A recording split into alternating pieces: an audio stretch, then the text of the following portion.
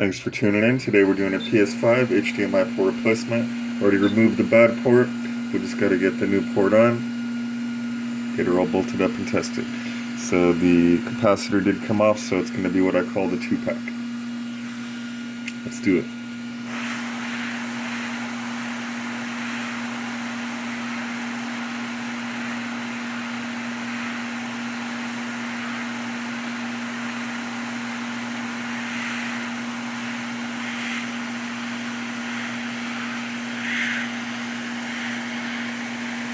Alright, the 2-pack unfortunately didn't work, so I had to go back and solder it in by hand.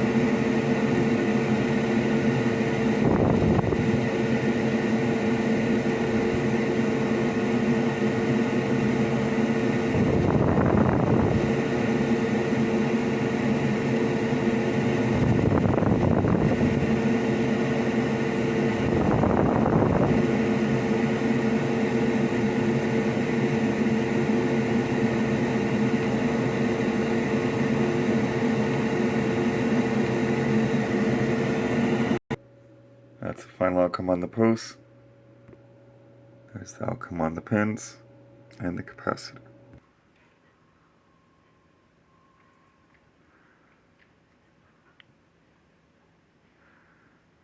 Hey, we're back in action. Be sure to like, subscribe, and comment.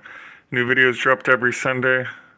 Store open, memberships available, refurb units coming soon.